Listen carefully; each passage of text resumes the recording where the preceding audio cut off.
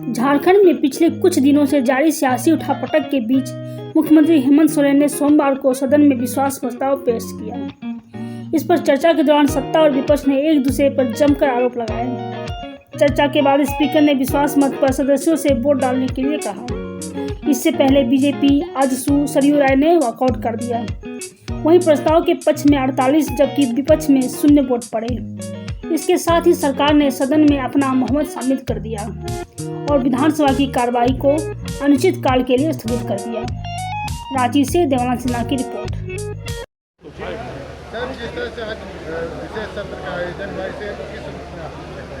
ये अनावश्यक था, निरर्थक था। सदन का समय बर्बाद हुआ और राज्य के कुछ लाख रुपए बर्बाद हो गए। मुख्यमंत्री जी को जो पहले से हासिल था सामान्य रूप में कि उनको बहुमत है, उनकी सरकार बहुमत में है, ये सामान्य रूप से ये था। अब इन्होंने आज उसी को सदन में हमारा बहुमत है साबित करने के लिए जो कोशिश की है, उस कोशिश से ये संदेश जा रहा है कि कांग्रेस के विधायकों को ज़बरदस्ती आप बस में बंद करके रायपुर भेज दिया, वहाँ से आए बस बंद करके सदन में आपने लाया और उनसे हाथ उठवा लिया, उनको खड़ा करा दिया अपने समर्थन में। तो इससे संदेश यही गया है कि कांग्रेस के विधायकों पर आपको शंका है, वो भी मन से आपका समर्थन नहीं कर रहे हैं, तो मुख्यमंत्री जी को इससे फ़ायदा नहीं बल्कि नुकसान हुआ है।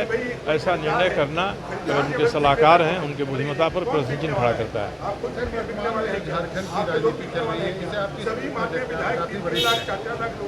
अब निरर्थक कवायद है, इसको किस रूप में देखा जा सकता है? कोई भी तर्क नहीं है यह साबित करने के लिए कि आज जो विश्वास मत प्राप्त किया गया वह आवश्यक था।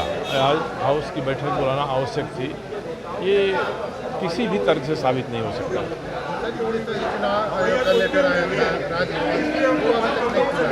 भाई, चुनाव आयोग का लेटर राज्यपाल जी के यहाँ आया है, राज्यपाल उस पर विचार करेंगे।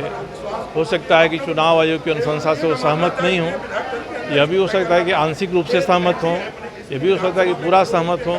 तो उनको विचार करने का जितना समय वो चाहते हैं उतना समय दिया जाना चाहिए। कहीं से भी बाध्यता नहीं है कि 2 दिन में, 4 दिन में, 1 हफ्ते में राज्यपाल अपना निर्णय दे देंगे। बीजेपी का नाटक करना काम है, उसके पास संख्या बल है नहीं, पर नाटक नहीं करेगा तो क्या करेगा? तिरंगा का अपमान नहीं हुआ है, कूड़ेदान में फेंका ले, ऐसा अपमान कभी नहीं होता। ये बीजेपी सरकार तिरंगा को भी बेचने का काम। सर, वो 40 विधायक आए हैं, फिर अब आप लोग कहाँ जाएंगे कि यहीं आगे स्ट्रैटेजी क्या होगी? अपने कार्य करने वापस रायपुर जा रहे हैं। अपने कार्य।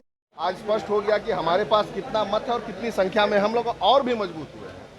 जो इनके तरफ से इनको जो दिख रहा था, ये जो पिक्चर प्रेजेंट कर रहे थे पूरे देश में, पूरे राज्य और देश के अंदर में, वो मुझे लगता है कि आज साफ हो चुका है। जनता को मैसेज क्या होगा पॉजिटिव कि हाँ हम एकजुट हैं? जनता के लिए मैसेज बहुत क्लियर है कि हेमंत सरकार की तरफ से जिस तरह से मजबूती से वो कार्य कर रहे हैं और जिन जिन वायदों को उन्होंने कहा, चाहे वो कर्मचारी की पेंशन की बात हो, पुलिसकर्मियों की बात हो, हमारे यहाँ जितने कर्मीगण काम कर रहे हैं उनकी बात हो, लगातार, और जिस तरह से जेपीएससी लगातार कंडक्ट हो रहा है और सारे रोजगार की बात हो रही है, तो मुझे लगता है कि आज विपक्ष के पास कोई मुद्दा बच नहीं गया है, इसलिए वो लोग ज्यादा बौखला गए हैं। और सीधा नहीं, मुझे एक सेकंड और बोलना, एक सेकंड। लॉ एंड ऑर्डर को जो लेकर के आप बात कर रहे हैं, उसके लिए सरकार बहुत संवेदनशील है और आगे बहुत मजबूती से कार्य होगा। दूसरा बात, एक बार मैं स्पष्ट बोलना चाह रहा हूँ कि आज झारखंड में जो भी हो रहा है, मुझे उसके साथ एक चीज और जोड़ना है कि आज ये सवाल क्यों नहीं आप लोग मीडिया की तरफ से उठ रहा है कि भाई एमएलए लोग को खरीदने के लिए 50-50 करोड़ रुपया है, लेकिन जनता को देने के लिए इनके पास पैसा क्यों नहीं है? आज देश की गति कहाँ हो रही है, महंगाई किस चरम पे है, रोजगार मिल नहीं रहा है, सारे सरकारी संस्थानों को बेचा जा रहा है। उसके बावजूद आप लोगों से मेरी विनती है कि केंद्र सरकार और से ये आप लोग क्वेश्चन करें कि हमारे जनता के लिए आप लोग क्या कर रहे हैं। 50-50 करोड़ विधायक को खरीदने के लिए है और ये लोग सबसे अच्छे व्यक्ति बन रहे हैं, भ्रष्टाचारी लोग करने वाले है ही नहीं। कर रही है और आंकड़ा संख्या बल दिखा रही है। बिल्कुल अपने वो एक शो करना इनको था। मुझे आज का जो सदन बुलाने का एक शो करना था दुनिया के सामने कि मैं सब संगठित हैं।